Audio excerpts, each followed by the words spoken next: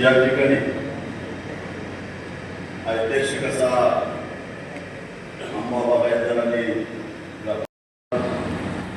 त्याचबरोबर आपल्या सगळ्यांचे मार्गदर्शक नंदुशेठ घाटे आंब्यामध्ये घालवलं ते सुधीर जोशी साहेब, या आंबा बागायतदार व व्यापारी संघाचे अध्यक्ष आमचे मित्र काका ढोके,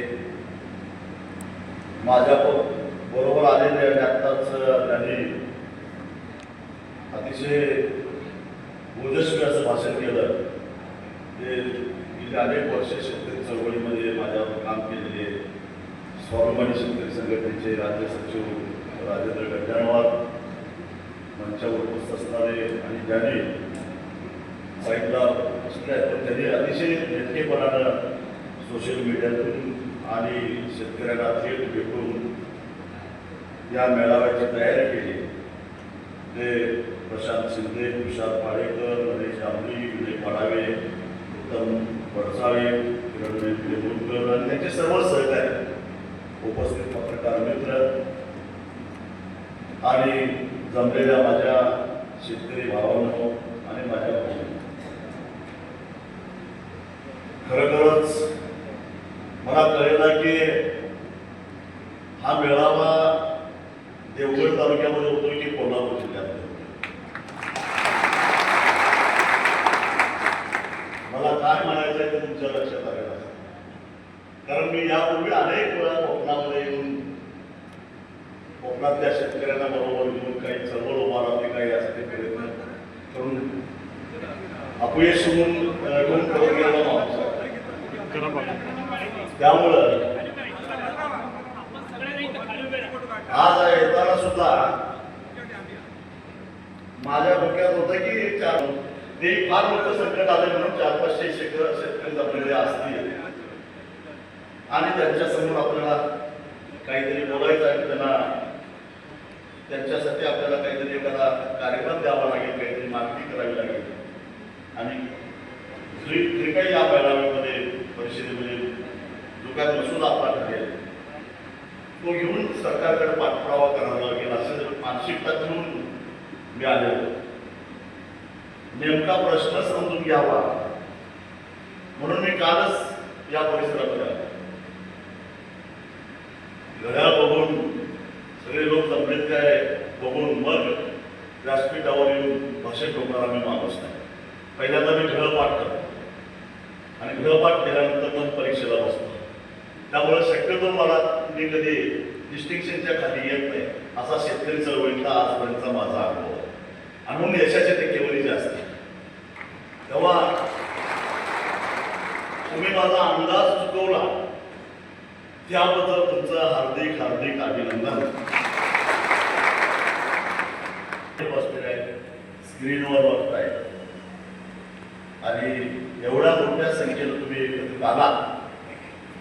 गेली अनेक वर्ष म्हणजे वयाच्या 23-24व्या वर्षापासून मी शेतकरी चळवळीमध्ये काम करते. आज काही दिवसानंतर मी 60ला पोहोचणार आहे, म्हणजे 59 वर्षाचा मी आता आहे. एवढ्या प्रदीर्घ अनुभवातून मी तुम्हाला एक सांगतो की ही जी शेतकऱ्यांची एकजूट झालेली आहे त्या एकजुटीला कुठं दृष्ट लागून देऊ नका एवढी माझ्या तुम्हाला कळकळीची. तुम्ही एवढ्या मोठ्या संख्येनं जमला म्हणून माझं काय वजन वाढणार नाही, ते आधीच जास्त झालेलं त्यामुळे मी कमी करण्याचा प्रयत्न करतो. पण एक आत्मीयता, एक तळमळ आहे की ज्या शेतकऱ्याच्या घरामध्ये आपण जन्माला आलो त्या शेतकऱ्याचे प्रश्न ऐरणीवर आणून ते सोडवण्याचा प्रयत्न आपण प्रामाणिकपणाने करतोय. आणि परमेश्वरानं आपल्याला जे काय आयुष्य दिलंय ते आयुष्य जगत असताना किमान या जगाचा निरोप घेताना जाताना एक समाधान राहील की नाही मुळे शेतकऱ्याच्या घरामध्ये जन्माला आलो आणि जाताना काही ना काही मला शेतकऱ्यांच्यासाठी योगदान देता आलं. हे समाधान शेवटचा श्वास घेताना डोळे मिटताना असावा एवढीच प्रामाणिक भूमिका घेऊन मी या ठिकाणी आलो. माझ्या वृत्तीत काही राजकारण असतं तर मग मी गेल्या आठवड्यामध्ये जिल्हा परिषदच्या निवडणुका झाल्या, तिकडे प्रचाराला आलो असतो. त्याच्या आधी नगरपालिकांच्या निवडणुका झाल्या त्यातलं काही आलो असतो ते काय माझ्या वृत्तीमध्ये नव्हतं आणि नाही सुद्धा. कारण मुळामध्ये आता काय मिळवण्यासारखं आता मी माझ्याजवळ माझ्या आयुष्यात मी ठेवलेलंच नाही आहे. अजून काय पाहिजे? एक अत्यंत छोटा अल्पभूधारक शेतकऱ्याचा मुलगा ज्याच्या वडिलाला ज्याच्या बापाला गावातलेही लोक ओळखत नव्हते इतक्या सामान्य कुटुंबातला माणूस डॉक्टर बाबासाहेब आंबेडकरांनी लिहिलेल्या संविधानामुळं लोकशाही मार्गानं ज्याला देशाचे त्यावेळेचे राष्ट्रपती अब्दुल कलाम आझाद या अब्दुल कलाम यांना इतका अभिमान वाटला की ते म्हणले की मैं सलाम करता हूं उन मतदाताओं को जिन्होंने वोट भी दिया असं उल्लेख त्यांना करावाच वाटला. त्या अब्दुल कलामांनाही अभिप्रेत असलेल्या लोकशाही मार्गाने निवडून आलेल्या माझ्यासारख्या माणसाला मिळवण्यासारखे काय झाले? लोकवर्गणीत एकदा जिल्हा परिषद सदस्य झालो, एकदा आमदार झालो, 2 वेळा खासदार झालो, आतापर्यंत 6 निवडणुका लढवल्या, 1 रुपया सुद्धा खर्च न करता लोकांच्या पैशातून निवडल्या लढवल्या. अजून काय पाहिजे? आणि एवढंच नव्हे तर सांगायला अभिमान वाटतो की आता मिळवण्यासारखं काही राहिलेलंच नाही. कारण UPSCची स्पर्धा परीक्षा असेल किंवा MPSCची परीक्षा असेल, माझ्याबद्दल किंवा माझ्या चळवळीबद्दल प्रश्न विचारल्याशिवाय तो पेपर पूर्णच होत नाही. त्याच्यापेक्षा अजून काय पाहिजे?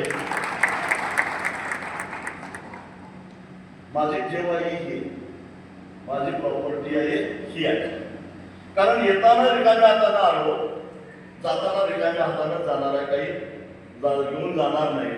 पण इतिहासाच्या काही पानावर नाव मात्र राहणार आहे, ते पुसलं जाणार नाही. हे काम केलेलं आहे. त्यापेक्षा आम्ही काय मी हे एवढ्यासाठी बोललो की मी येतो म्हटल्यानंतर काही लोकांचे कान टवकारले, काही लोकांच्या मनामध्ये संशय निर्माण झाला की आणि इकडे कशाला यायला लागला, याचं इकडे काय काम आहे, तिथं काय नवीन दुकान बिकान चालू करतोय काय? नाही, दुकान बिकान काही चालू करणार नाही. मी फक्त या कोकणातला आंबा उत्पादक शेतकरी संकटात सापडलेला आहे. त्या शेतकऱ्याला एवढंच सांगायला आलेलं आहे, गड्या तू एकटा नाहीस, उद्या देशातली शेतकऱ्यांची फौज घेऊन मी तुझ्या मागा आहे. पण तू लढायला शिक. तुला या लढाईमध्ये विजयी करायची जबाबदारी घेऊन मी मैदानात उतरायला तयार आहे. फक्त तू लढायला तयार आहे हे सांगायला मिळालेलं. त्यामुळं पहिल्यांदा डोक्यात काही तण आलेला असेल, प्रत्येकाच्या डोक्यात आधी पीक यायच्या आधी तणच उगवतं. ते राजकारणाचं, वेगवेगळ्या पक्षाचं, वेगवेगळ्या जातीचं, वेगवेगळ्या धर्माचं जे तण उगवतं, मी एक तणनाशक घेऊन आलेलो आहे, त्याची फवारणी आता पहिल्यांदा करतो. ते पहिल्यांदा तण संपवून टाका, त्याशिवाय आपल्या यशाचं पीक भरघोस येणार नाही. आणि आपलं यश काय तर आंबा उत्पादक शेतकऱ्यांना आणि त्याच्यावर आंबा बागायतदारांच्याकडून खंडानं किंवा भाड्यानं करारानं कर्म घेणाऱ्या व्यापाऱ्यांना न्याय मिळावा, हेच ते पीक आहे, दुसरं काही पीक नाही. आणि हे पीक घ्यायचं असेल तर डोक्यातलं हे सगळं तण पहिल्यांदा काढून टाका. कारण ह्या तणाला खतपाणी घालायला हा मेळावा झाल्यानंतर अनेक जण कदाचित येतील ना. कारण त्यांना तसं वाटणं साहजिकच आहे. प्रत्येकाच्या मनामध्ये एक असुरक्षितता असते की ही सगळी जमात अशा पद्धतीनं रस्त्यावर यायला लागली तर आमची दुकानदारी चालायची कशी? बाबांनो, तुमची दुकानदारी तुम्हाला लग्नात हो, आम्हाला काही त्याचं देणं घेणं नाही. पण माझा शेतकरी आज संकटात सापडलेला आहे, त्याच्या मदतीला जाणं गरजेचं. माझ्याकडे एक अहवाल आहे, जिल्हा कृषी अधीक्षक सिंधुदुर्ग यांचा आत्ताच एक अहवाल आला. मला वाटतं की त्यांनी 3 तारखेला एक पाहणी दौरा केला होता. 3 फेब्रुवारी क्षेत्रीय पाहणी अहवाल.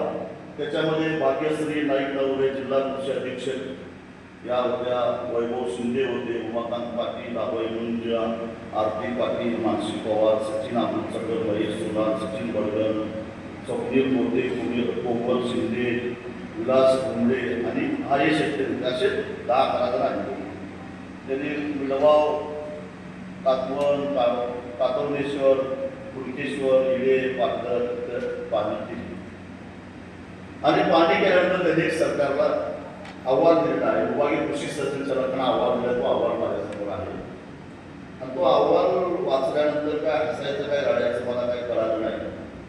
तरी ठीक आहे, त्याच्यामध्ये त्यांनी नमूद केलेलं आहे की मोहर करपून गेलेला आहे, पीक राहिलेलं नाही.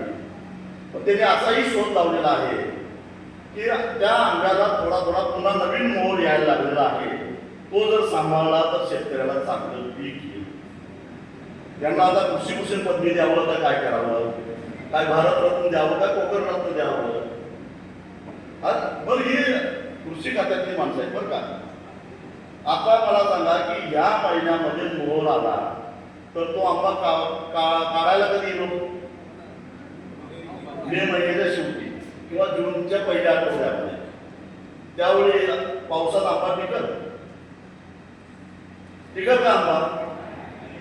मग ही भांडवलं भरेलट्ट पगार देऊन 8वा वेतन आयोग देऊ कशाला सांभाळली ती आपण? पहिल्यांदा या असल्या हरामखोरांना काढून टाकलं पाहिजे असं मला म्हणतं. काय चुकीचं बोलू का मी? अरे ही काय पद्धत झाली का? 4 वर्ष वय झाल्यानंतर मूल होण्याची शक्यता कितपत असते ते आम्हाला शिकवायला लागत होता. आणि मग अशा या लोकांच्या मुळात माझा बळीराजा चिखलामध्ये रुजलेला आहे, लक्षात ठेवा. आणि या बळीराजाला बाहेर काढायचं असेल तर कोण कुठल्या पार्टीत आहे, कुठल्या पक्षात आहे, कुठल्या पदावर आहे याचा मुलाचा न ठेवता जर तो राज्यकर्त्यांना खुश करण्यासाठी अशा प्रकारे काही कुसमस्कार्या करत असेल तर ज्याला जशाच तसं उत्तर देण्याची मानसिकता आपल्याला ठेवावी लागेल. त्यासाठी लढ्याला उभा राहावं लागेल. आणि तो लढा जर उभा करायचा असेल, लढा याचा अर्थ बंद नव्हे. लढा उभा करण्याची वेळ येतेच का? एक रील मी बघितली, त्या आंबा उत्पादकांची कॅटलीन अतिशय सुंदर होती. ती काय त्या कुणी केली मला माहित नाही, पण त्याचं चांगलं केलं त्यांना. आंबा बागायतदारांचं त्याने दुखणं मांडलं त्याच्यामध्ये. ते माझ्या फिरत कदाचित बरेचसे घाटावरचे लोक इकडे आहेत, त्यांच्याकडून त्यांचे पै पाहुणे किंवा मित्र आहेत तिकडे, त्याच्यातून फिरत माझ्याकडे आले असत. ती बघितल्यानंतर मला वाईट वाटलं. जो देवगड तालुका उभ्या जगाला आंबा पुरवतो, त्या देवगड तालुक्यातला आंबा उत्पादक जर अशा संकटात सापडलेला असताना त्याच्याकडे कुणाचंच लक्ष नाही आहे. कुणीच ते गांभीर्याने घेत नसेल. काही लोकांनी विमा उतरवला असेल, पण मला खरंच सांगा, या विमा कंपन्या प्रामाणिकपणाने काम करतात का? अरे त्याच्यावर माझी पीएचडी होईल इतक्या भानगडी या विमा कंपन्या करतात. त्या विमा कंपनीच्या अधिकाऱ्यांना काही पैसे दिले, तुम्हाला चांगल्या पद्धतीनं परतावा मिळेल अशा प्रकारचं व्यवस्था रिपोर्ट जातो. कृषी सहाय्यक किंवा ग्रामसेवक यांना पैसे दिले, तुम्हाला पाहिजे त्या पद्धतीचा अहवाल तयार होतो. आणि जो शेतकरी म्हणतो की मी विम्याचे पैसे भरले, तर मला कुणाला काय पैसे द्यायची गरज नाही, तो एमआरएस घालतो, दुसरं त्याच्या वाट्याला काही घेत नाही. मी काय खोटं बोललो काय? बरोबर आहे ना? ही स्थिती आहे. कारण मुळामध्ये या विमा कंपन्या, मी गेली अनेक वर्ष मागणी करतोय, केवळ आंबा उत्पादकच नव्हे, महाराष्ट्रच नव्हे, देशभरातल्या ज्या शेतकऱ्यांनी विम्याचे पैसे भरलेले आहेत, केवळ शेतकऱ्यांनी भरलेले नाही. मला आंब्याचं ते विम्याचं सूत्र माहित नाही, पण एक साधारण जिरायत शेतीचं सूत्र सांगतो. ज्यावेळी शेतकरी 2 रुपये भरतो, त्यावेळी 4 रुपये राज्य सरकार भरतं, 4 रुपये केंद्र सरकार भरतं, अशी 6 रुपयाची त्याची बेरीज होती. आणि मग त्याच्यावर उभा होतो. मी एकच मागणी केली की गेल्या 8-9 वर्षामध्ये या विमा कंपन्यांनी देशातल्या शेतकऱ्यांच्याकडून पैसे जमा किती केले आणि शेतकऱ्यांच्या नंतर पटीत देशातल्या वेगवेगळ्या राज्य सरकारांनी विमा कंपन्यांना पैसे किती जमा केले, केंद्र सरकारने किती पैसे जमा केले, याचा एकदा लेखाजोखा या देशातल्या शेतकऱ्यांना द्या. त्याची एक श्वेतपत्रिका काढा. काढलेली नाही. याचं कारण गेल्या 8-9 वर्षामध्ये या विमा कंपन्यांनी हजारो कोटी रुपयाचा नफा कमावलेला आहे. खरं तर एवढे नैसर्गिक आपत्ती आल्या त्या 5-6 वर्षामध्ये विमा कंपन्या दिवाळखोरीत निघायला पाहिजे होत्या विमा देऊन. पण झालं उलट. विमा कंपन्या प्रचंड नफ्यामध्ये आलेल्या आहेत. म्हणजे याचा अर्थ काय, हा विमा हा शेतकऱ्यांच्यासाठी नाही आहे. एक प्रकारे राज्याने केंद्र सरकारच्या तिजोरीवर दरोडा टाकण्याचा एक साधन आहे. आणि त्याच्यामध्ये राज्यातले कृषी खात्यातले, कृषी विभागाशी संबंधित, केंद्रातले कृषी खात्यातले, कृषी विभागाशी संबंधित आणि या कंपन्या या सगळ्यांनी मिळून शेतकऱ्यांच्या आणि राज्य आणि केंद्र सरकारच्या तिजोरीवर टाकलेला हा दरोडा आहे, लक्षात ठेवा. आणि म्हणून ते श्वेतपत्रिका काढत नाही. त्यामुळे तुम्ही असं समजायचं कारण नाही. आणि माझा आजपर्यंतचा अनुभव असा आहे, तुम्ही एकदा घेऊन बघा. ज्या विमा कंपन्याला वेटीस धरलं, त्यांच्या कार्यालयाला कुलूप लावलं, जिल्हा कृषी अधीक्षकाला कोंडून घातलं, कृषी आयुक्ताला कोंडून घातलं, तर त्या कोंडून घालणारे जे कोणी लोक असतात त्यांना विम्याचे पैसे आपोआप मिळतात. हा आतापर्यंतचा माझा अनुभव आहे. आणि जे काहीच करत नाही त्यांना काही मिळत नाही. त्यामुळं या सरकारी तिजोरीला पैसा काढण्याचा हा एक मार्ग आहे. जर प्रामाणिकपणाने विमा कंपन्या चालवायच्या असतील, आपण वाहनाचा सुद्धा विमा उतरवतो, 0 डेप्ट काहीतरी म्हणतात त्याला. पण गाडी आपण कुठं ठोकली की 100% आपल्याला त्याचा परतावा मिळतो. तसा आपल्याला कर्माच्या मध्ये त्याचा अनुभव आला का? विमा जरी पैसे भरले असतात ना, त्या कंपन्या कसं देतात, पण इथं तसं होत नाही. याचं कारण हा रिपोर्ट तयार करणारे हे जे लोक आहेत ते भ्रष्ट आहेत आणि त्याला सरकारमध्ये अनेक लोक सामील आहेत आणि त्याच्यामध्ये शेतकऱ्यांचं शोषण. हे सारे प्रश्न समजावून घेतले पाहिजे. जर आपण सगळ्यांनी विमा उतरवला असता तर एक कर्माला आहे, हा तुमची मागणी आहे, अगदी रास्त आहे. तुम्ही किती मागताय? मला वाटतं की हेक्टरला 5 लाख रुपये म्हणजे गुंठ्याला 5,000 रुपये मागताय. तुम्ही काय चुकीचं मागत नाही. गुंठ्याला 5,000 रुपये. मला वाटतं गुंठ्यात 3-4 टक्के बसत असते. किती बसतात? गुंठ्याला 1. काही फारशी अवास्तव नाही मागणी करतो. अहो, त्या अहमदाबादला विमान पडलं, त्या विमानात मेलेल्या एका माणसाला 4-4 कोटी रुपये दिले गेले. त्याच्या मनानं आपण काय मागतो? पण काय आपल्यावर आलंय संकट?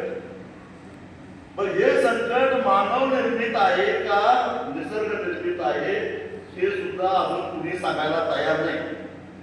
मी कालपासून कोकण कृषी विद्यापीठातल्या अनेक अधिकाऱ्यांशी संपर्क साधण्याचा प्रयत्न करतोय की हे नेमकं संकट आलं कशामुळं हे समजून घ्यावं, तज्ञांशी जरा बोलावं. पण त्या कोकण कृषी विद्यापीठाची अवस्था अशी आहे की तिथं कोण माणूसच नाही सापडत. अजून मला सापडत नाही.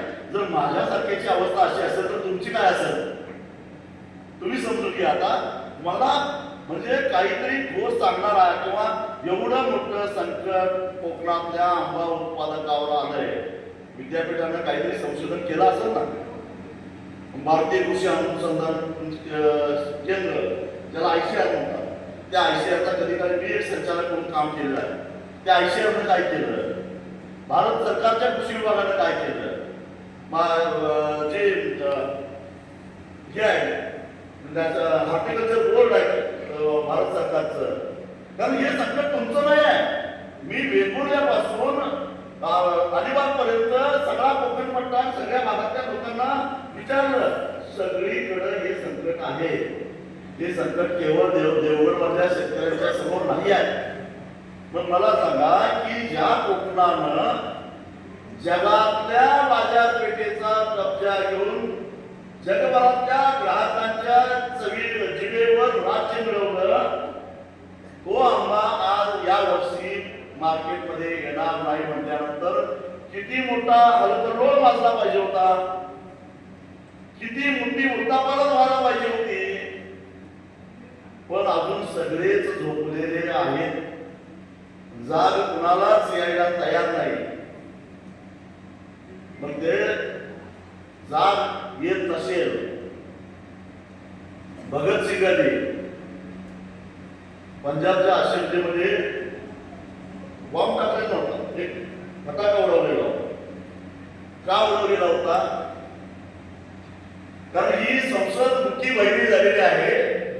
तिथं बसणाऱ्यांच्या कानात आवाज व्हावा आणि काय या देशातल्या जनतेचं प्रश्न आहे, त्यांना स्वातंत्र्य का हवा आहे हा आवाज त्यांच्यापर्यंत पोहोचावा म्हणून भगतसिंगांनी आवाज काढला. आणि आवाज काढल्याबद्दल त्यांना अगदी ऐन तारुण्यामध्ये फासावर जावं लागलं, पण त्यांना अजिबात पश्चाताप झालेला नव्हता. तसं आवाज काढण्याची आवश्यकता आहे आणि तो आवाज काढण्यासाठी मी कोकणात आलेलो आहे, दुसरे काही नाही.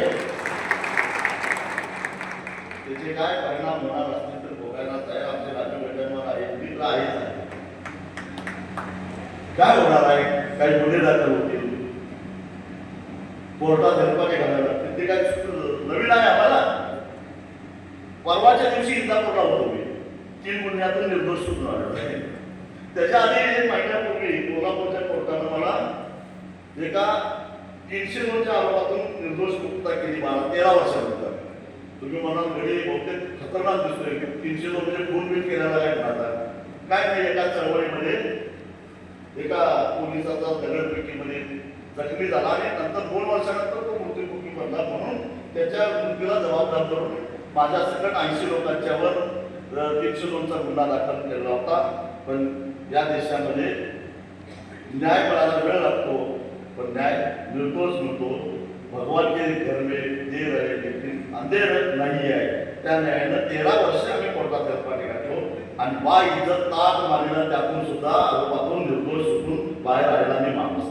त्यामुळे या केसीस या अहो काय त्याच्यापेक्षा काय बाकी पाहिजे? महात्मा गांधींना ज्या येरवड्याच्या जेलमध्ये ठेवलेलं होतं, त्या महात्मा गांधीचा तो ती कोठडी आता स्मारक म्हणून घोषित झालेली आहे. पण मी एवढा भाग्यवान, महात्मा गांधींना ज्या कोठडीत ठेवलं होतं त्या शेजारच्या कोठडीमध्ये 8 दिवस येरवड्यात राहून आलेला मी माणूस आहे. मग एवढं भाग्यवान आहे. अजून काय पाहिजे? तेव्हा मी तुमच्याबरोबर गप्पा मारला. मी तुम्हाला हे सांगायला, मी काय तुम्हाला ज्ञान पाजवायला आलेलो नाही आहे. मी तुम्हाला हे सांगायला आलेलो आहे, हे तुमचं दुखणं आहे आणि या तुमच्या दुखण्यावर उत्तर तुम्हाला शोधायचं आहे. पण ते शोधत असताना ते तुम्हाला एकट्या दुखण्याला ते उत्तर सापडणार नाही. त्याला संघटितरित्या प्रयत्न करावा लागेल आणि संघटितरित्या प्रयत्न केल्यानंतर 100% त्याला यश मिळणार म्हणजे मिळणार, यावर माझा प्रचंड असा विश्वास. या बोटाकडे हाताकडे बघितलं तर हाताला 5 बोट आहेत. ही 5 बोट 5 दिशेला विखुरलेली आहे. तशीच अवस्था कोकणी माणसाची झालेली आहे. ही 5 बोट जेव्हा एकत्र येतात तेव्हा त्याची मूठ तयार होते. ती मूठ साधी सुधी राहत नाही, तर त्याचं रूपांतर वज्रमुठीत होतं आणि ही वज्रमुठ एखाद्याच्या थोबाडावर जर हाणली तर 32च्या 32 दात पाडण्याची ताकद या वज्रमुठीमध्ये तयार होते. ती वज्रमुठ आंबा उत्पादकांची करा, न्याय मिळाल्याशिवाय राहणार नाही हे लक्षात. आणि या वोटामध्ये जर का अहंकार निर्माण झाला, म्हणजे धोक्याचा इशारा आजच मिळतो, या वोटामध्ये जर का अहंकार निर्माण झाला की मला आता कुणाची गरज नाही, मी सक्षम आहे माझे प्रश्न सोडवायला, आणि त्या अहंकारापोटी या वोटाची जर का एकजूट चुकल्या, ती वोट पुन्हा आहे तशी विखुरली गेली, तर 32 काय एक दात पाडायचं सोडून द्या, हलवायची सुद्धा ताकद एका वोटामध्ये राहत नाही, हेही ध्यानात ठेवा. तेव्हा ही वज्रमूठ सगळ्यात महत्वाची आहे, आणि ती वज्रमूठ घेऊन आपण जर का लढाई करायचं ठरवलं तर 100% आपल्याला यश मिळणार.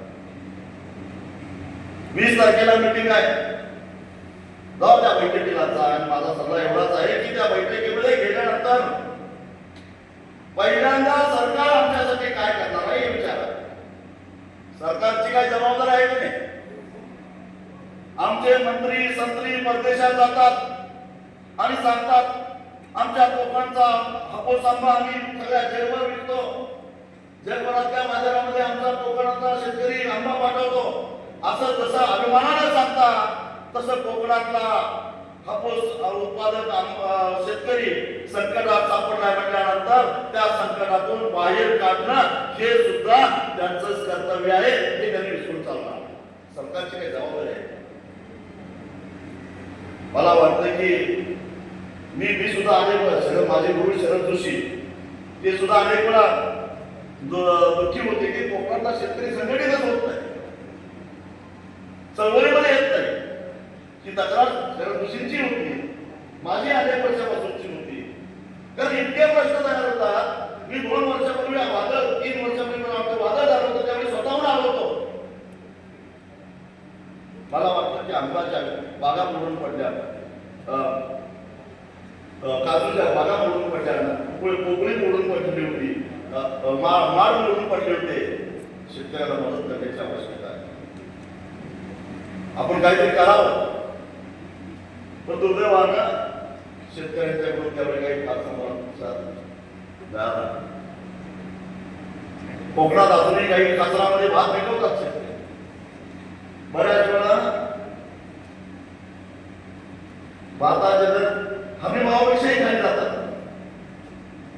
त्यावेळी सरकारी खरेदी केंद्र उभी केली पाहिजेत. आम्ही तिथं शाहूवाडीमध्ये सरकारला खरेदी केंद्र करायला लावतो, आजरात करायला लावतो, गणितमध्ये करायला लावतो, चंद्रमध्ये करायला लागतो, पण इकडचा शेतकरी उठतच नाही. मग कधीतरी सरकार बोनस जाहीर करतं, पण तो बोनस कोकणातल्या नेत्यांच्यामुळं किंवा कोकणातल्या शेतकऱ्यांच्या आंदोलनामुळं मिळत नाही. मी जर बटकं बोलतो माफ करा, त्यासाठी विदर्भातले शेतकरी म्हणतात धानाला हमी भाव द्या, धानावर काहीतरी बोनस द्या, आणि मग विदर्भातल्या धानाला म्हणजे भाताला हमी भाव बोनस दिल्यानंतर कोकणातल्या शेतकऱ्याला आपोआप मिळतो. असं नका करू, असं नका करू. मी कोल्हापूरचा माणूस आहे, त्यामुळे कधी कधी जे घसरते म्हणून सांगतो, शेजाऱ्याला बोलून करून आपल्याला आपोआप होणार नाही, थोडा आपल्यालाही प्रयत्न करायला लागतो ना. तेव्हा आपण लढूया, आपला तो हक्क आहे. पहिला हे सरकारी कृषी खातं, हे विद्यापीठ, कृषी विज्ञान केंद्र, हे भारतीय कृषी अनुसंधान केंद्र, भारत सरकार, राज्य सरकारचं फलोत्पादन विभाग हे काय करायला लागलंय, काय यांची योजना आहे. मी घाटे काकांना विचारलं की हे असं कधी झालं. मला वाटलं की 1972 ला एक मोठा दुष्काळ पडला, त्यावेळेस मी 4-5 वर्षाचा होतो. त्यावेळी कदाचित त्यावेळी सुद्धा आम्हाला पीक आलं नसेल असं वाटलं, पण त्यावेळी सुद्धा आम्हाला चांगलं पीक आलं होतं. म्हणजे 85 वर्षाचा एक ज्येष्ठ शेतकरी सांगतोय की मी शेती करतो त्यावेळी पासून आतापर्यंत हा पहिलाच प्रसंग आलेला आहे. हे तर करायचं नाही, पहिलाच प्रसंग आलेला आहे. अपवादात्मक परिस्थितीत जर असं होत असेल तर मला हे सांगा की 2019 साली सांगली कोल्हापूरला शेतकऱ्यांना सगळ्यात मोठा महापूर आलेला होता. सांगली कोल्हापूरला मुद्दामून तुम्हाला संदर्भ देतो. शेतकऱ्याला सगळ्यात मोठा महापूर आलेला होता. ऊस शेती, भाजीपाला सगळी शेती बेचैन झाली होती. अनेक गावं पाण्याखाली गेली होती 15-15 दिवस. मला वाटतं त्यावेळी वैशिष्ट्य दिले पूर आलेला होता. इकडे चिपळूण शहर पाण्यामध्ये गेलो होतो. मी आलो होतो.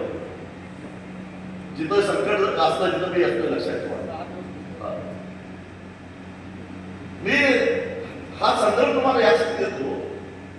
त्यानंतर मी अशी चळवळ उभी केली, एक असं आंदोलन उभा केलं. सरकारला सांगली कोल्हापूरला महापुरामध्ये ज्या शेतकऱ्यांचं नुकसान झालेलं आहे त्या शेतकऱ्यांनी काढलेलं पीक कर्ज पूर्णपणे माफ करावं लागलं. का संदर्भ दिला लक्षात आलं तुमच्या की पूर्ण कर्ज माफ करावं लागलं. कारण ज्या पिकावर कर्ज काढलं ते पीकच शिल्लक राहिलं नाही. मग त्या पिका कर्जाची जबाबदारी कुणी घ्यायला पाहिजे?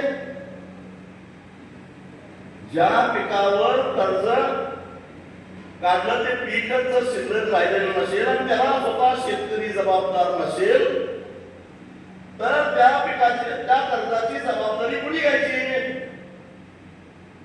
सरकारने घ्यायची. आणि ते सरकारला घ्यायला भाग पाडणारा मी माणूस आहे. आलं का घ्या? तसं तुम्ही जर का लढाईचं ठरवलं तर या आंबा पिकावर तुम्ही जे काही कर्ज काढलेलं आहे ते कर्ज त्यावेळीच मिटलं ज्यावेळी मोहर करपून गेला. असं ठामपणानं भूमिका घ्यायची वेळ आलेली आहे.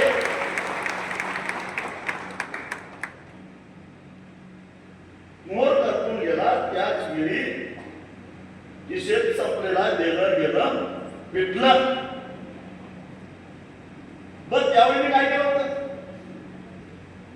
तुम्ही महाराष्ट्र शासनाच्या पोर्टलवर जा तर शासन निर्णय तुम्हाला 2019चा सापडेल. म्हणजे मी काहीतरी येऊन तापा मारतोय भाषण करतोय असं समजायचं कारण नाही. 2019चा जी आर पाहिजे माझ्याकडे मी लिंक पाठवलं पाहिजे तुम्हाला. कुणाला उत्सुकता असेलच तर तो जी आर बघायचा असेल. ज्यांनी कर्ज काढलं नाही त्याचं काय करायचं? ज्यांनी खर्च काढलेला नाही त्याच्यावर उपाय शोधला होता. असा एनडीआरएफचा जो काही निकष आहे त्याच्या चौकट द्यायचा त्याला नाव एनडीआरएफ म्हणजे राष्ट्रीय आपत्ती निवारण व्यवस्थापन म्हणजे प्रकल्प.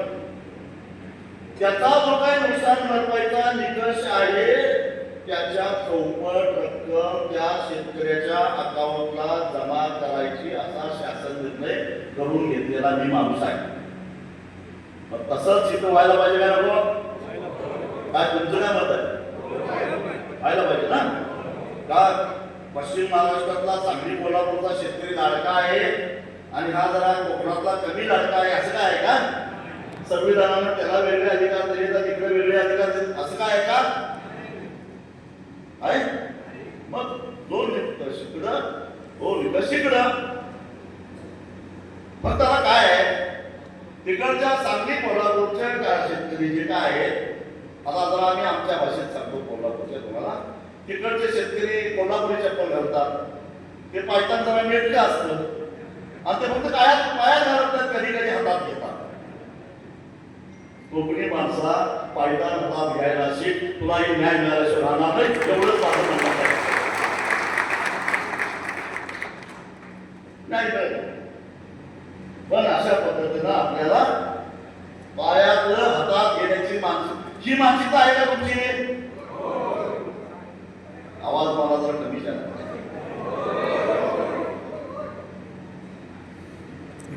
काय नाहीतर काय म्हणतात म्हणजे काय म्हण आहे की बापच्या बाप गेला कोंबडताना हात गेला तशी अवस्था नको व्हायला म्हणतात. आधीच आपल्याच्या बागा उद्ध्वस्त आहेत आणि ह्याच्या मागं लागून आम्ही आता काय केसरी चांगल्या कोर्टात हेरपारी घाला ह्या नवीन काय काढा लागलाय त्याविषयी गप्प बसलेलं बरं. अशी आहे का मानसिकता आपली? ह्याच कोपऱ्यात आवाज आलाय. तिकडं होते बातमी काढायला लागली काय बोलतो लढायचं काय आपण? मग लढायची तयारी ठेवा. आंब्याचं पीक हाताला लागलेलं नाही, त्यामुळं आजपासून 1 रुपया सुद्धा आंब्यावर काढलेलं कर्ज आम्ही भरणार नाही, हे पहिल्यांदा ठरवा.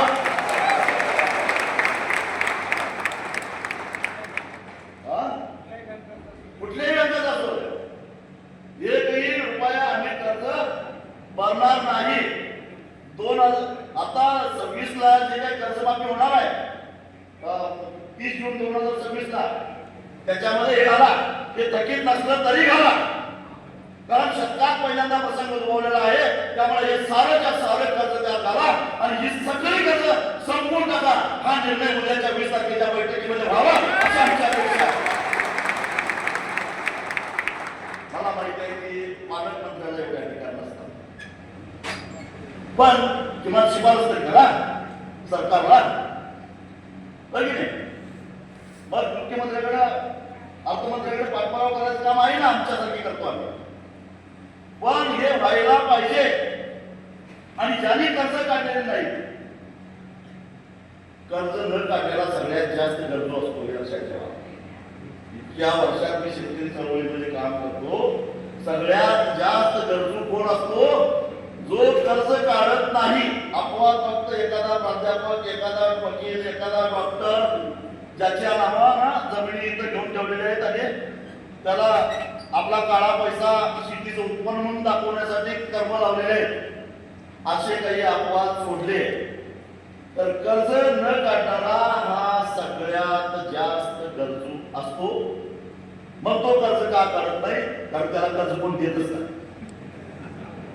त्याला कर्ज कोण देत नाही. मग तो काय करतो? त्याला कर्ज कोण देत नाही म्हटल्यानंतर तो एकतर पतसंस्थेतून कर्ज काढतो, पण पतसंस्थेचं कर्ज हे कृषी कर्ज मानलं जात नाही. अर्बन बँकेतनं काढलेलं कर्ज हे कृषी कर्ज मानलं जात नाही, त्यामुळे ते माफी धरलं जात नाही, हे लक्षात. आणि नंतर मग शेवटचा पर्याय सावकार. मग तो सावकार गावातला 5% देणारा असो किंवा मग वाशी मार्केटमध्ये बसणारा व्यापारी असो, तो कसा लावतो तुम्हाला? 3% का 4%? 5% महिन्याला, वर्षाला 12% ना. पण तो व्याज लावतो, मला माहिती. असा समाज सुधारक व्यापारी मी अजून बघितलेला नाही ज्यानं आंबा गेल्यानंतर फक्त मुद्दलच वजा केली आणि पैसे भरा केले, राहिलेले पैसे परत दिले. असं करणारा समाजसेवक महात्मा व्यापारी मी अजून बघितलेला नाही. तुम्ही बघितला का कोण? नाही बघितलं ना, मी पण बघितलेलं.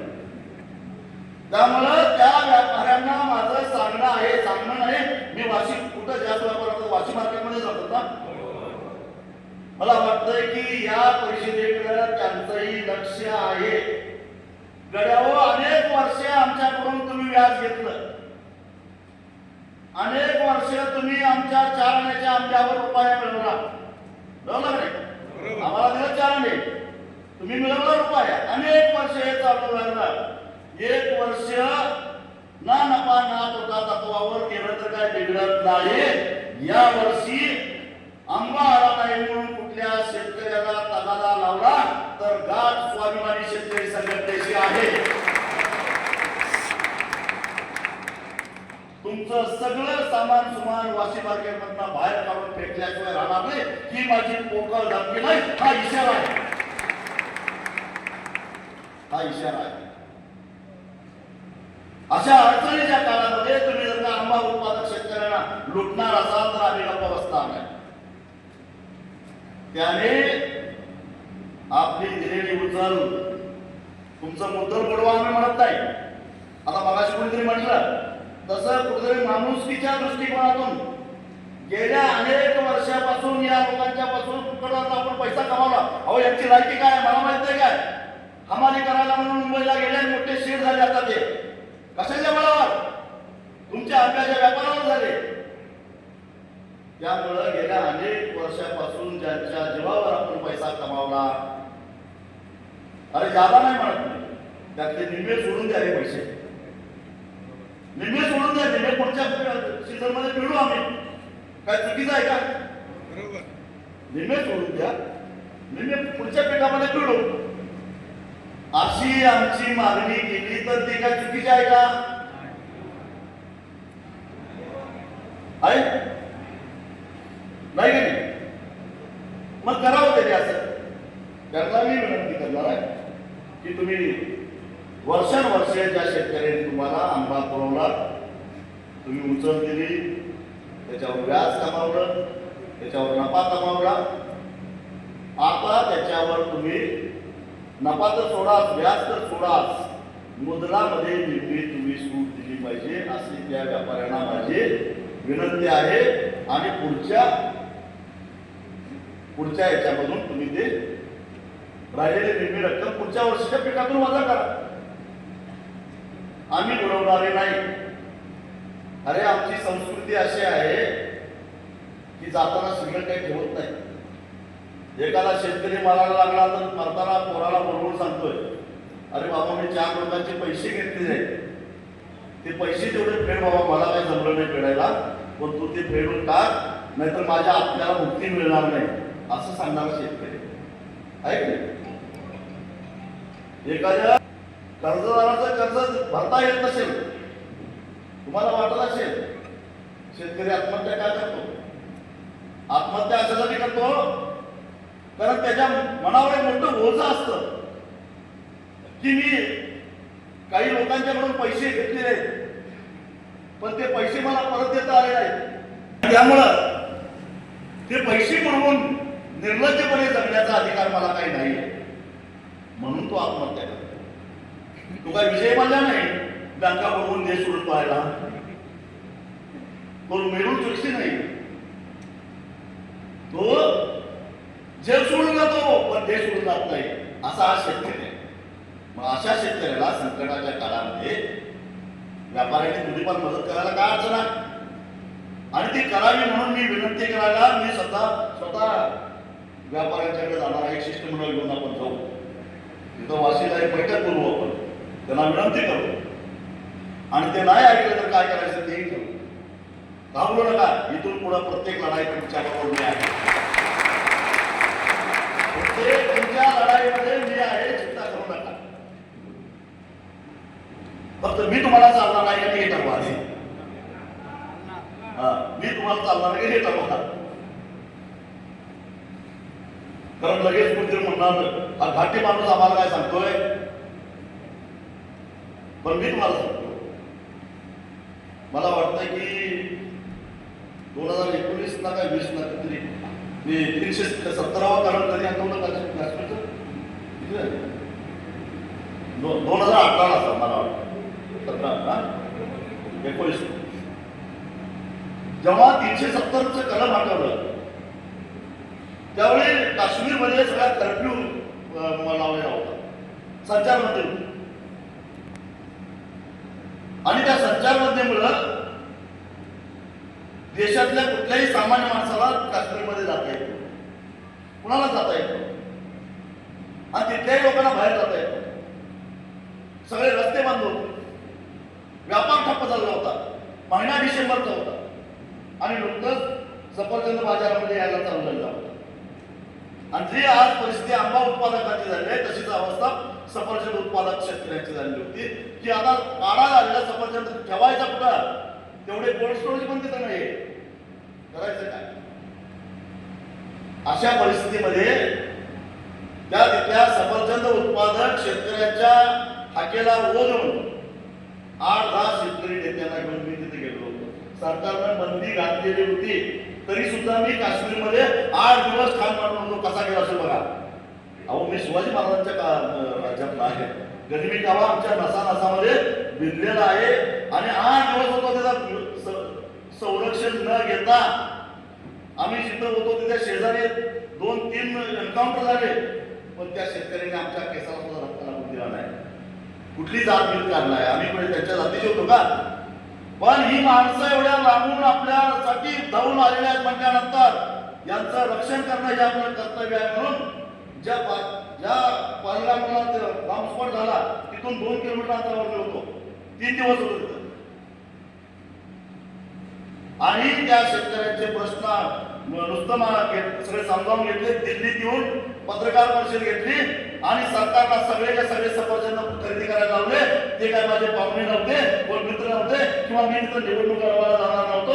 तिथल्या शेतकऱ्याची हात आली म्हणून जीव धोक्यात घालून आम्ही धावत गेलेलो होतो. मग कोकण तर माझ्या शेजारी डोंगर चालला तर माझा मतदारसंघ लागतो, आंब्यापासून माझा मतदारसंघ लागतो. आंबा इथून किती लांब आहे सांगा बघू मला.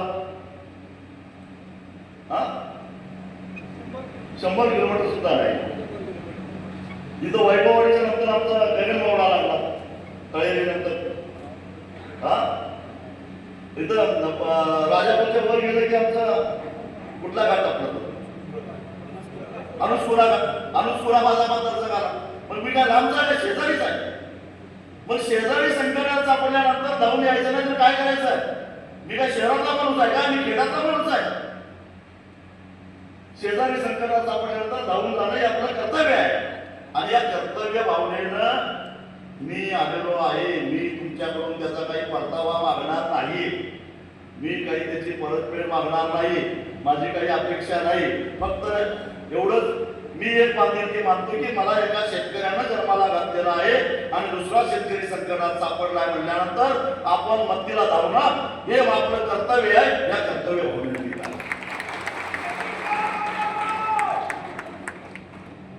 तेव्हा ही लढाई आपल्याला या व्यापाऱ्यांच्या पासून करावी लागेल. व्यापाऱ्यानंतर नंबर येतो तो हे कीटकनाशक देणारे जे काही लोक आहेत, बुरशीनाशक देणारे जे लोक आहेत, या कंपन्यांना सुद्धा माझी विनंती आहे. गड्यावर एखाद वर्ष नफा नाही घेतला तर बिघडणार नाही का? पहिल्यांदा कृषी खात्यानं चौकशी केली पाहिजे. या कीटकनाशकांनी त्या कंपन्यांनी जे कीटकनाशक बुरशीनाशक शेतकऱ्यांना दिलेलं आहे ते खरोखरच व्हॅलिड होतं का? हे जे काही काळं झालेलं आहे, सगळं काळी बुरशी पडलेली आहे, त्या फवारणीमुळे पडलेली आहे, काही नेमकं कशामुळे पडलेलं आहे? कदाचित कारण 2 वर्षापूर्वी 4 वर्षापूर्वी विदर्भामध्ये असाच कापसावर सगळं या कीटकनाशक चुकीचे कीटकनाशक दिल्यामुळं सगळा कापूस बेचारा झालेला होता. त्यामुळं या कंपन्यांची सुद्धा सगळी माहिती घेतली पाहिजे, चौकशी झाली पाहिजे. आपलं जे काही कृषी खात्याचं जे खातं आहे ते सगळं तपासत असतं. खतं वैद्य आहेत का नाही, औषध वैद्य आहेत का नाही, क्वालिटी कंट्रोल डिपार्टमेंट जे आहे त्यांनी नेमकं काय केलं हे सगळे सॅम्पल्स तपासले का, त्याचे पंचनामे झाले का, झाले असं शंभर घेतले का, कुठल्या लॅबचा रिपोर्ट आहे ते सुद्धा बघितलं पाहिजे. आणि या जर कंपन्या दोषी असतील तर या कंपन्यांनी पूर्ण सीझनची भरपाई आंबा उत्पादकांना करून दिली पाहिजे. आणि त्याची एमआरपी किती हो? एमआरपी 2000 आणि प्रत्यक्षामध्ये काय 500 रुपये. काय चाललंय? कोण एमआरपी ठरवतं? कोण शेतकऱ्यांना मंडवतं? याच्यावर काही सरकारचं नियंत्रण आहे का नाही? सरकार नियंत्रण ठेवणार आहे का नाही? हाही मुद्दा तितकाच महत्वाचा आहे. या खत कंपन्यांचा, या औषध कंपन्यांची जी उधारी आहे ती उधारी तुम्ही तुमच्या अधिकारात गोठवा आतापर्यंत. गोठवा म्हणजे काय? गरज नाही. त्यांचं जे काय औषध असेल त्याच्यावर आपण बोलणी करू. या उधारीमध्ये या वर्षापुरता तुम्ही फक्त जेवढा तुमचा खर्च आहे डीलर रेटनं तुम्हाला जेवढी औषधं मिळाल्या तेवढेच पैसे घ्या. वरचे पैसे आम्ही काही देणे लागत नाही. 1 वर्षापुरता असे ऍडजस्टमेंट करायला काय हरकत आहे? संकटात सापडलेल्या शेतकऱ्याला सगळ्यांनी मदत केली पाहिजे. त्याला आपण त्याच्या मदतीला नाही गेलो तर कोण जाणार? तेव्हा आपण काय करू, संघटितरित्या एखादा खत दुकानदार, आपला औषध दुकानदार, मी तुम्हाला सांगतो, संघटनेलाही सांगतो, एखादा औषध दुकानदार एखाद्या शेतकऱ्याला टाकून त्याला जर का त्रास द्यायला लागला तर राहिलेल्या सगळ्या शेतकऱ्यांनी त्याच्या मदतीला जायचं.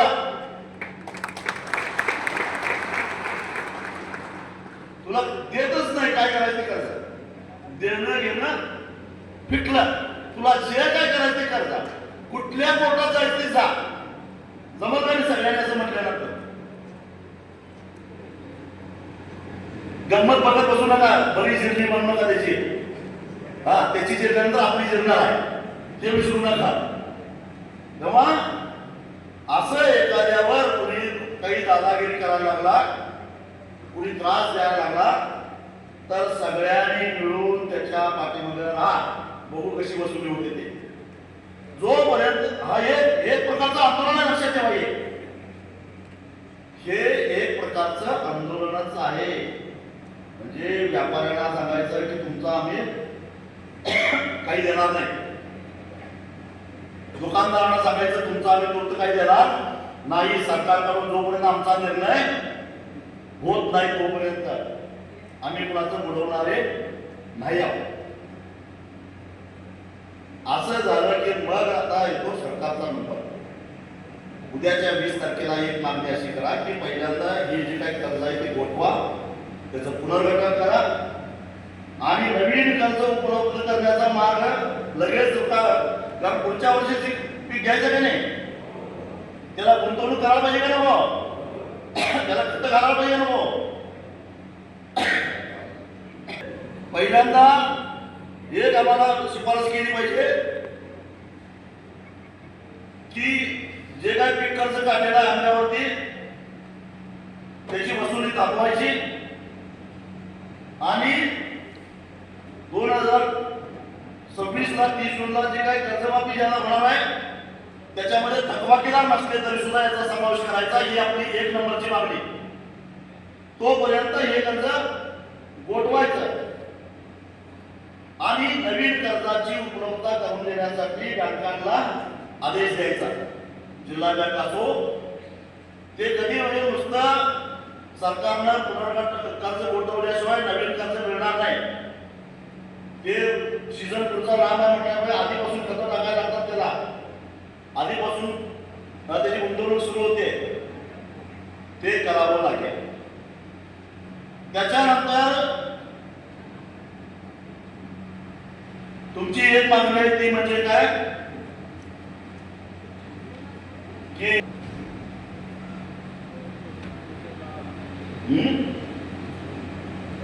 आंबा संशोधन केंद्र ओरोस येथे करण्यात यावं अशी आपली मागणी आहे, बरोबर.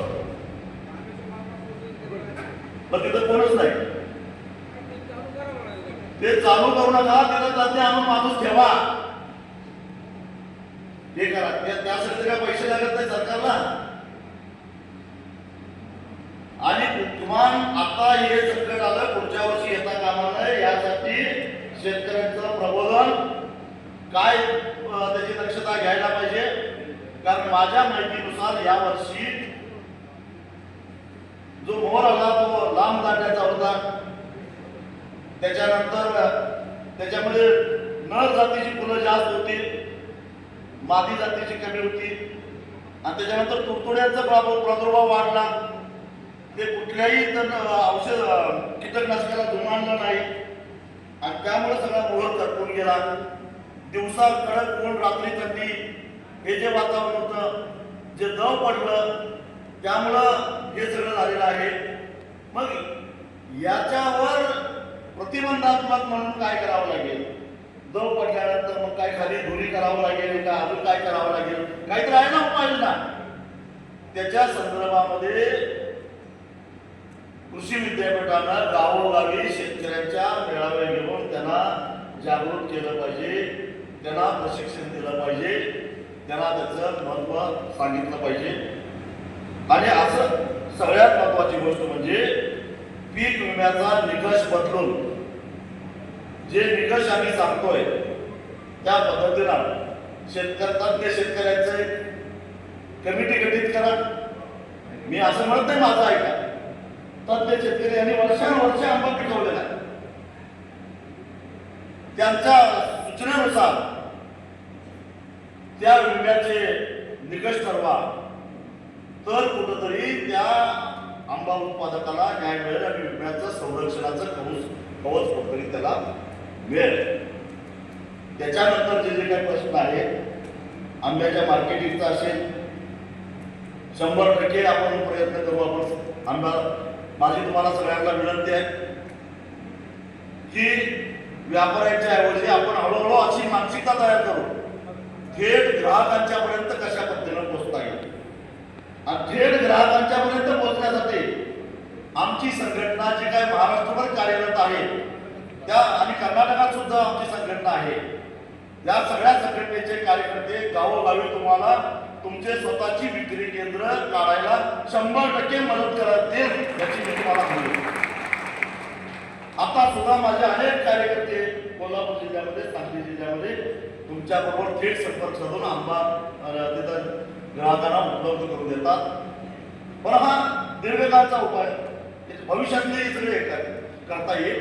परंतु तुर्तास आपल्याला आपलं हे जे काय आहे नंबर 1 कर्ज गोठवा आणि ते कर्जमाफीमध्ये धरा, असा आज मी ठराव करू का? हात वर करून सगळ्यांनी ठरावाला मान्यता द्या. मंजूर. दुसरा ठराव, बँका आणि दुसरा ठराव आपला असा आहे की हेक्टरी 5 लाख आणि गुंठ्याला 5,000 रुपये, म्हणजे हेक्टरी 5 लाख एवढी नुकसान भरपाई ही आंबा उत्पादक शेतकऱ्यांना मिळाली पाहिजे, असा ठराव मी या ठिकाणी मांडत आहे. म्हणजे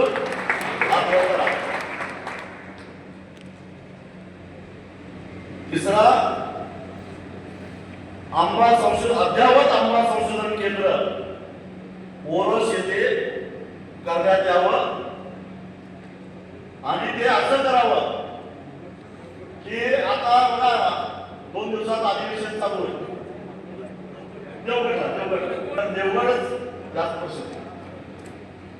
आणि मी बघा, आई सुद्धा रडणाऱ्या मुलाला दूध पाजते.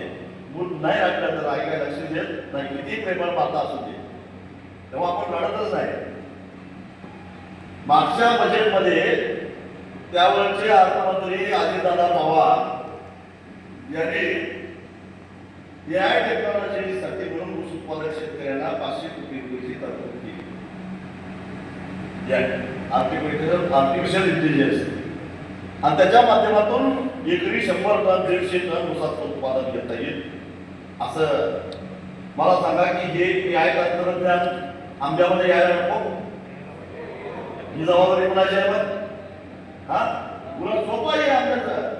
आंब्याचा शेतकरी हा ऊसवाल्यापेक्षा प्रगत आहे, अभ्यासू आहे. आणि मग त्या आर्टिफिशियल इंटेलिजन्सचा जर का उपयोग केला असता तर हे संकट टाळता आलं असता, त्याची उपाययोजना आधीच करता आली असती. यासाठी या वर्षीच्या बजेटमध्ये भरीव तरतूद करण्यात यावी, असा सुद्धा एक ठराव मी या ठिकाणी मांडतोय. काय अवघड नाही.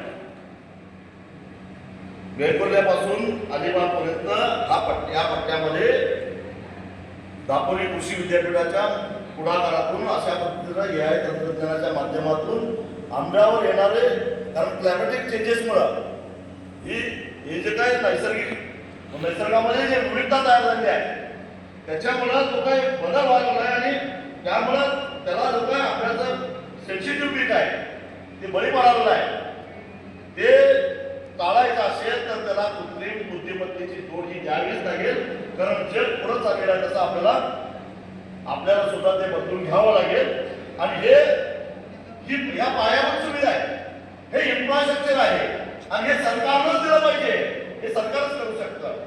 त्यामुळं हे सरकारनं करावं, असा सुद्धा या ठिकाणी ठराव करतो आणि हे झाल्यानंतर हे सगळं आपण मागणी केली, पण मागणी केली म्हणजे झालं का? झालं? मागणी केली म्हणजे झालं नाही. पुढं काय की जर पूर्ण झालं नाही तर काय करायचं? उद्याच्या मीटिंग मध्ये पुस्तक बैठक झाली, 2 तास 2.5 तास बैठक झाली आणि ती पालकमंत्र्यांची बैठक आहे. खरं तर राज्याच्या फलोत्पादन मंत्र्यांना बैठक बोलावली पाहिजे होती, राज्याच्या मुख्यमंत्र्यांना बैठक बोलावली पाहिजे होती. ही जबाबदारी नाही का मुख्यमंत्र्यांची? आहे का नाही बाई मुख्यमंत्र्यांची जबाबदारी? एवढं मोठं शतकातलं सगळ्यात मोठं संकट आंबा उत्पादकांच्यावर आलेलं असताना मुख्यमंत्री काय करताय? बैठक मुख्यमंत्र्यांनी बोलवायला पाहिजे होती, कारण निर्णय घेण्याचे अधिकार मुख्यमंत्र्यांना आहे. धोरणात्मक निर्णय घेण्याचा अधिकार कोणाला आहे? मुख्यमंत्र्यांना आहे. मी अनेक वेळा मुख्यमंत्र्यांच्यावर बैठकीला गेलो आहे, पण आंबा उत्पादक शेतकऱ्यांच्या बरोबर कधी घेतली का मुख्यमंत्र्यांनी बैठक? का नाही घेतली? तेव्हा मुख्यमंत्र्यांनी पुढाकार घेऊन त्या बैठकीमध्ये राज्याचे फलोत्पादन मंत्री, कृषी विद्यापीठाचे कुलगुरू, आपल्या फलोत्पादन विभागाचे सचिव, त्याचबरोबर जिल्ह्याचे दोन्ही जिल्ह्याचे पालकमंत्री, दोन्ही तिन्ही जिल्ह्याचे, रायगड असेल, रत्नागिरी असेल, सिंधुदुर्ग असेल, या तिन्ही जिल्ह्याचे पालकमंत्री यांना बरोबर घेऊन ती बैठक घेतली पाहिजे आणि काही धोरणात्मक निर्णय घेतला पाहिजे आणि त्याच्यासाठी काही निधीची तरतूद करायची असेल तर ते उद्याच्या बजेटमध्ये अर्थमंत्र्यांच्या भाषणामध्ये ते आलं पाहिजे. तर याला काहीतरी अर्थ आहे, तर याला काहीतरी अर्थ आहे. नाहीतर बोलाचाच भात आणि बोलाचीच कढी, नुसतं तोंडाचीच वाफ भरवण्यात काही अर्थ नाही. हा ठोस निर्णय व्हायला पाहिजे आणि तो ठोस निर्णय होणार नसेल तर मी तुम्हाला एक सुचवतो, कारण मी रत्नागिरीलाही जाणार आहे. मला वाटतं रत्नागिरीचे काही लोक आले असतील, आलेत काय? काही ठरवले. मी दोन्ही तिन्ही जिल्ह्यामध्ये जाणार, वेंगुर्ल्यालाही जाणार, की हा जनरेटा झाल्याशिवाय, हे जन आंदोलन उभा राहिल्याशिवाय 30 जूनला सरकार कर्जमाफी करणार आहे. हा निर्णय का घ्यावा लागला? कारण मी आमदार बच्चू कडू, आम्ही दोघं तिघं नागपूरला हायवे रोखून बसलो म्हणून हा निर्णय घ्यावा लागला. हे लक्षात ठेवा. नाक दाबल्याशिवाय तोंड उघडत नाही आणि मग सरकारला कबूल करावं लागलं. तसं आता जे काही 2-3 ठराव आपण केलेले आहेत, ते ठराव सगळ्यांना मान्य आहेत का? त्याच्यापेक्षा काय वेगळं काय सांगायचं का तुम्हाला? तूर्त एवढं तरी, कारण लांब लचक यादी केली की मग कुठलंच काय होत नाही. तर मग पुढं काय? हे जर होणार नसेल तर आम्ही गप्प बसणार नाही. हा इशारा देण्यासाठी म्हणून माझी एक सूचना आहे. आज तारीख आहे 18, हा महिना आहे 28चा, म्हणजे 18 10 दिवस आणि परत 10 दिवस, 20 दिवस आपण सरकारला देऊ. काय बैठका घ्यायचे द्या, काय निर्णय घ्यायचे ते घ्या, काय श्रेय घ्यायचे ते घ्या. श्रेय आम्हाला अजिबात नको. राजू शेट्टी नावाचा माणूस आला होता, त्याला एक जळगाव परिषद घेतली आणि त्यामुळं आंबा उत्पादकांना न्याय मिळाला असं नाही म्हटलं तरी चालेल, मला काही फरक पडत नाही. पण त्याच्या 20 दिवसामध्ये सरकारनं जर का हा निर्णय घेतला नाही तर 12 मार्चला आपण ओरसला एक प्रचंड मोठा मोर्चा काढायचा.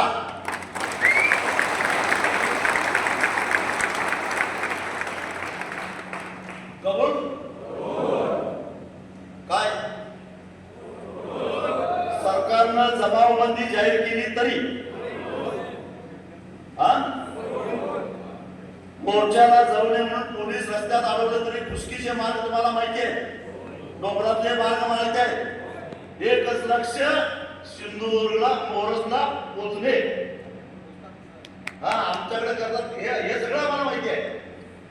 पुणे बेंगलोर राष्ट्रीय महामार्ग 10 तास रोखलेला मी माणूस आहे 2023 किती तास? 10 तास. इकडं बेळगाव पर्यंत आणि इकडं साताऱ्यापर्यंत गाड्यांच्या रांगाच्या रांगा लागल्या पंजिंगीच्या पुलावर जेवण मिळून तिथं स्वयंपाक चालू केला मी.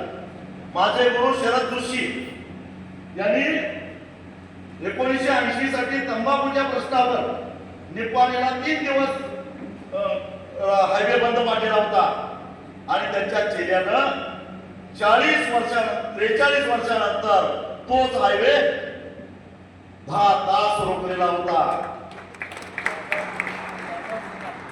आणि त्यावेळेचे मुख्यमंत्री एकनाथ शिंदे यांना थेट फोन करावा लागला, तुमच्या सगळ्या मागण्या मान्य करा पण रस्ता चालू करा. सगळ्या मागण्या मान्य करतो जाग्यावर.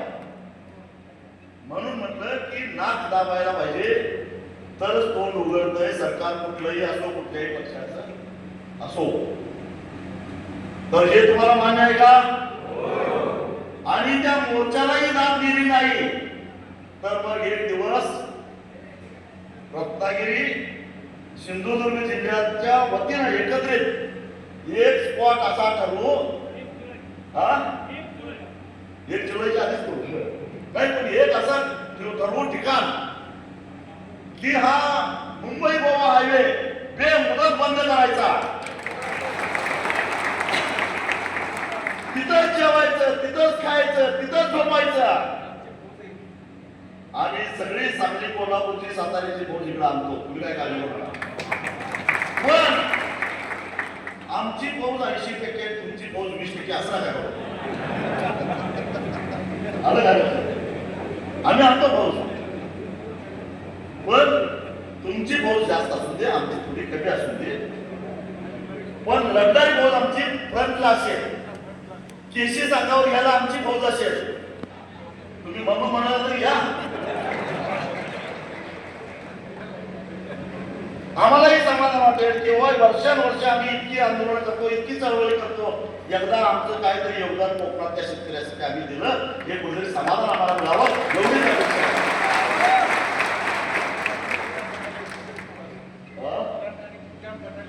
जसं पुढं असतो आम्ही काय करायचं ते आपल्याला करायचं. हे करायचं का? पक्क 100% त्यात बदल नाही. आणि कोणीतरी म्हटलं तर कशाला त्याच्या नादाला लागलाय, त्यानं काय शेतकऱ्याचं कल्याण केलंय काय? असं कधी होतं का? आम्ही आहे तुमच्या पाठीमा असं म्हटलं तर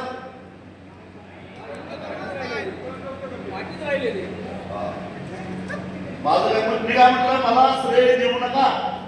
माझी एकच अपेक्षा आहे, माझा कोकणातल्या शेतकऱ्याला न्याय मिळाला पाहिजे एवढीच माझी अपेक्षा आहे. तुम्ही मला फोन करून जरी सांगितलं की आमचा प्रश्न सुटला, धन्यवाद, तरी मी समाधानी आहे. मी येत सुद्धा नाही इकडे.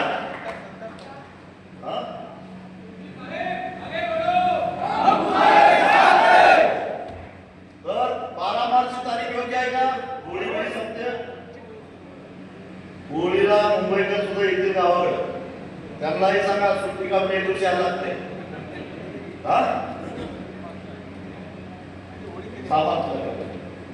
होळी कधी आहे? मग ते कधी होणार? अधिवेशन काळामध्ये काहीतरी आपण केलं तर होणार ना, नाहीतर मग कसं विधानसभेत जाणार ते? त्यामुळं फार लांबून पण चालणार. 20 दिवस आहेत तुमच्याकडे, तयारी करा. निरोप द्या. 3 दिवसाची तयारी. मला वाटतं 3-4 दिवसात तयारी तुम्ही एवढ्या संख्येने तुम्ही आला. इथं आलेले सगळे आंबा उत्पादक आहेत काय? मी भाड्याला आणलेली माणसं आहेत. इथं काय तुम्हाला जेवण देतो म्हटलं का कुठे? काय जेवण ठेवलं? काय नाही. स्वतःहून आला, गाड्या पाठवल्या त्या, मग तरी आला. मग आता मला सांगा की इथं आलेल्या प्रत्येकानं ओरसला जास्त नाही अपेक्षा, फक्त 5-5 माणसं आणायची प्रत्येकानं. इमानदारी ना, इमानदारी, फसवायचं नाही. नंतर त्या महादेवाच्या पिंडीला अभिषेक करायचा ते करू नका. माहिती आहे ती गोष्ट. एकदा महादेवाला दुधाचा अभिषेक घालायचं ठरवलं, सगळ्या गावात अंडी पिटवले गेले. मग एकाला हळूच विचार केला, सगळ्या गाव दुधाचा अभिषेक करतोय, मी पाण्याने केलं काय बिघडलं, आणि असं बघता बघता सगळ्यांनी तसा विचार केला आणि जाऊन फक्त जर हौदात सगळं पाणीच दूध कुणाचं नाही, तसं नको. इमानदारीनं प्रत्येकानं येताना अजून 5 माणसं आणायची. मोर्चा मोठा होईल का नाही, सरकार हलवलं का नाही, सरकारला विचार करायला लागलं का नाही, आणि ते नाही झालं तर मग पुढचं आहे आपलं हायवे मार्ग वाढायचं. हे करूया. ही कोकणची भूमी क्रांतिकारकाची भूमी आहे. अनेक क्रांतिकारक या कोकण भूमीतून तयार झाले, ज्यांच्यामुळे आज आम्ही स्वातंत्र्याचा श्वास या देशामध्ये घेतो. सगळ्यात जास्त क्रांतिकारक कोकण भूमी तयार झालेले आहेत, सगळ्यात जास्त विचारवंत कोकणमध्ये तयार झालेले आहेत, आणि त्यांनी दिलेल्या विचारामुळे आज आम्ही पुढे चाललेलो आहोत.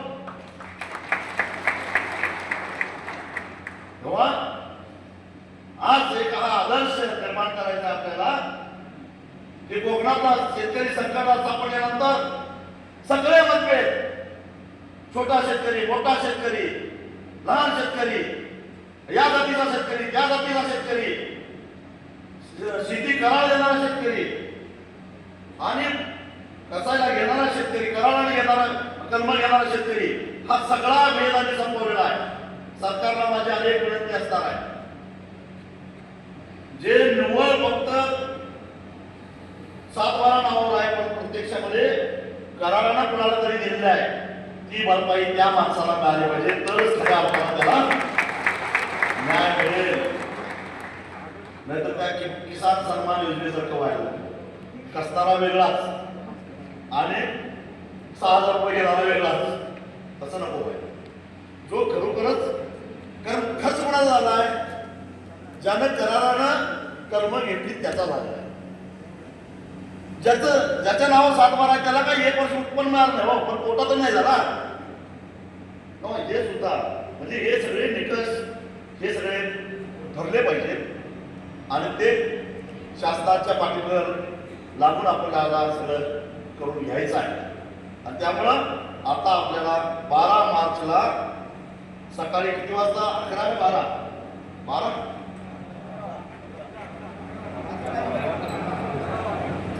किती वाजता, 11 वाजता, 12 मार्चला 11 वाजता. वार कुठला येतो, वार कुठला येतो,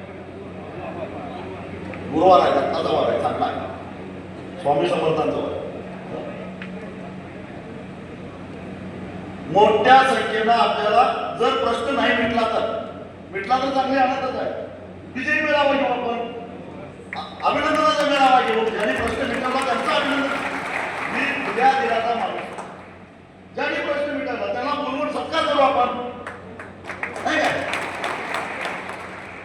सन्मान करू. काय त्याला काय, तुम्ही मला मागाशी सत्कार केला तसं त्यांचा करू आपण. आपल्याला काय प्रश्न सुटण्याशी मतलब, बाकीच काय. मला सुरुवातीला सांगितलं की राजकारणाचं तण दृष्टीतनं काढून टाकायचं. आता चांगली पेरणी मशागत केली आहे, पेरणी करायला केली आहे, आपल्याला पीक काय सांगायचं, पीक काय घ्यायचं, तर शेतकऱ्याला कर्जातून मुक्त शाश्वत बाजारपेठेची आम्ही या कीटकनाशक कंपन्या ज्या आहेत त्यांच्यावर नियंत्रण, आंबा संशोधन केंद्राची निर्मिती आणि नुकसान भरपाई हेक्टरी 5, गुंठ्याला 5 लाख, गुंठ्याला 5,000 रुपये. हे जोपर्यंत होत नाही तोपर्यंत आमचा प्रश्न सुटणार नाही. आणि त्यासाठी आपण एक दिलानं सगळेजण लढूया, एवढंच आम्ही मित्रांनो सांगतो. व्यापाऱ्यांना पुन्हा एकदा इशारा देतो, दुकानदारांना पुन्हा एकदा इशारा देतो, या शेतकऱ्यांना त्रास देऊ नका. दिलास तर स्वाभिमानी शेतकरी मला सोडणार नाही, एवढं सांगतो. आम्ही इथंच सांगतो. हे सूत्र आहे, हा जो आपण निर्णय घेतलेला आहे, या निर्णयाला आपण सगळेजण बांधील आहोत हे सांगण्यासाठी म्हणून माझं भाषण संपल्यानंतर सगळ्यांनी, अगदी पलीकडच्या हॉलमधल्यांनी सुद्धा सगळ्यांनी उठून जागेवर उभं राहायचं, हात वर करून मूठ घट्ट होऊन माझ्या मागोमाग सगळ्यांनी शपथ घ्यायची. चिंता करू नका, शपथ घेऊन मी तुमचा 7-12 लिहून घेत नाही. हा, फक्त एक शपथ घ्यायची, उठून उभा राहा सगळे. मी शपथ घेतो की शेतकऱ्यांचे लाचारीचे जगणे संपून त्यांना देशातील इतर नागरिकांप्रमाणे सुखाने व सन्मानाने जगता यावे याकरिता शेतीमालाला रास्त भाव